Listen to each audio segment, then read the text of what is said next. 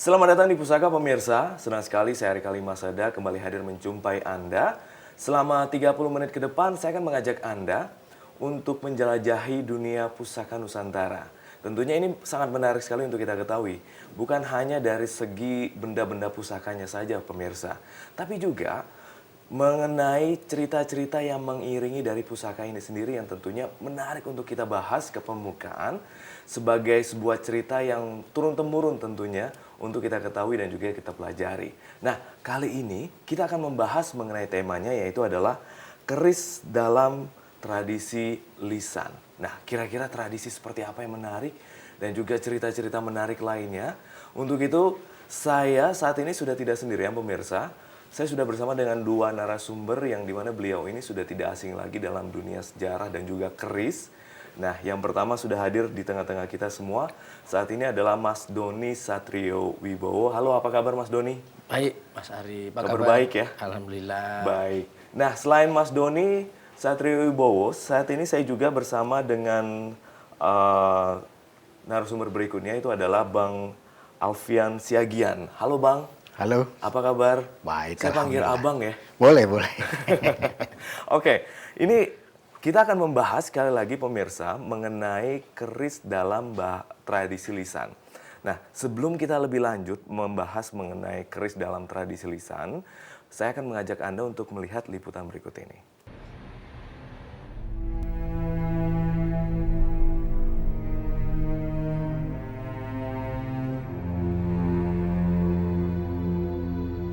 Pemirsa, kembali lagi masih di Pusaka dan Anda masih bersama saya Rika Limasada dan saat ini juga saya sudah bersama dengan dua narasumber, ada Mas Doni dan juga Pak Bang Fian, yang dimana kita akan membahas mengenai keris dalam tradisi lisan. Nah, ini menarik untuk dibahas tentunya ya.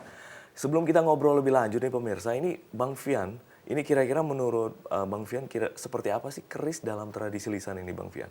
Nah, sebetulnya begini, dalam dunia pusaka kita mengenal tangible asset, artinya itu benda-bendanya, kerisnya itu sendiri. Dalam bentuk fisik ya? Dalam bentuk fisik, dan ada yang intangible asset, artinya cerita-cerita yang menyertai keris itu sendiri. Ada cerita dan ada juga aturan-aturan yang menyertai keris itu. Jadi ceritanya misalnya keris anu, ada cerita di balik itu, ada mistik-mistiknya misalnya. Dan ada juga aturan-aturan bagaimana cara keris itu diberlakukan. Itu berkaitan dengan kognisi kita, kognisi masyarakat yang memiliki budaya keris, seperti itu. Jadi pola pikirnya juga tentunya ya? Ya. Oke, jadi bisa dibilang bahwa yang namanya tradisi dari sebuah benda ini sendiri sangat banyak sekali yang ada di belakangnya, bukan begitu Bang Fian? Ya, betul sekali. Jadi ada aturan-aturan yang harus dipenuhi. Jadi estetika Nusantara yang berkaitan dengan keris itu ada aturannya. Jadi kalau aturan-aturan itu tidak diikuti tentu itu jadi tidak estetis. Misalnya gini, keris itu kalau dia ditaruh di belakang, nah itu akan terlihat estetis dan memang begitu adanya ketika berpakaian pakaian Jawa beskap lengkap, seperti itu. Tapi ketika dia di depan itu kan ada pertanyaan. Sedang terjadi apa? Maknanya berbeda? Berbeda maknanya. Nah itu cerita atau aturan-aturan yang ada di balik keris itu sendiri. Itulah yang kita sebut sebagai intangible asset. Gitu. Dan ini yang membuat kita berbeda tentunya dengan bangsa lain ya. Bangsa lain yang dimana mungkin bisa dibilang tidak serumit dan juga tidak sebanyak dengan identitas kita di sini. Indonesia ini sendiri, bukan begitu Bang? Iya, betul. Jadi seperti misalnya gini. Cara menarik keris dari warangkanya, dari tempatnya itu ada aturannya sendiri. Iya. Misalnya seperti ini. Saya bisa praktekkan ya Bang Bian. Iya. Nah, misalnya kita angkat keris. Dalam kondisi normal ya. Dalam kondisi normal, warangkanya kita cabut demikian rupa. Ini artinya sedang aman, tidak terjadi apa-apa. Kondisi situasi normal, situasi sehari-hari. Tapi ketika masukan juga sama. Masukkan lagi, masukan juga sama. Nah, ketika dalam kondisi yang lain kita tarik kerisnya, senjatanya kita tarik, itu artinya sedang terjadi apa-apa. Bisa saja si pemiliknya marah atau sedang terjadi peperangan. Siaga perang. Jadi ada aturan, ada cerita yang ada di balik itu. Itulah kenapa kemudian keris itu tidak semata-mata benda fisiknya yang menjadi warisan nenek moyang kita, tapi juga intangible asset, pola pikir yang menyertai itu. Oke. Kira-kira seperti itu. Jadi benar-benar lengkap ya, dari bendanya, ceritanya, yang tentunya yang menarik untuk kita selalu jaga. Karena ini akan menjadi turun-temurun tentunya ya Bang Fian ya. Iya.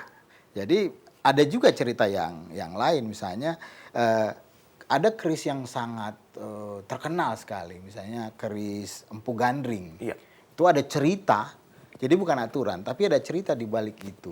Bagaimana keris itu dipesan oleh seorang Ken Arok kepada empunya, Empu Gandring, dan Ken Arok kemudian membunuh si empu ini, si pembuat keris ini, sehingga keris itu jadi punya cerita sendiri, punya mistik tersendiri. Kemudian keris itu kemudian juga dipakai untuk membunuh Tunggul Ametung, dan kemudian keris itu juga dipakai untuk membunuh Kebo Ijo, yang dipakai dijadikan alat, difitnahkan, dipakai alat oleh Ken Arok untuk membunuh Tunggul Ametung. Dan juga Ken Arok terbunuh melalui keris Empu Gandring. Keris yang sama oleh anak tirinya. Seperti itu. Karena ketika Ken Dedes, istrinya Tunggul Ametung tadinya, itu sudah mengandung benih dari Tunggul Ametung, baru kemudian dinikahi atau diambil oleh Ken Arok. Jadi ada cerita, banyak sekali cerita-cerita yang ada di balik keris. Itu ceritanya, dongengnya atau semacam itu. Tapi cerita-cerita mistis juga ada di belakang keris itu sendiri, bukan? Iya, tentu. Keris itu baru boleh saja dibilang punya aura tersendiri ketika keris itu besinya diambil dari daerah tertentu. Kemudian diolah oleh ahli-ahli dari daerah tertentu.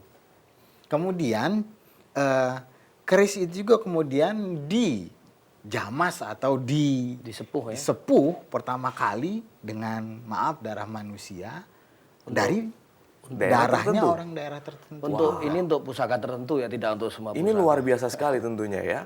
Tapi buat Anda pemirsa jangan kemana-mana, karena setelah yang satu ini kita masih akan kembali lagi untuk menemani Anda, jadi tetap terus di sini.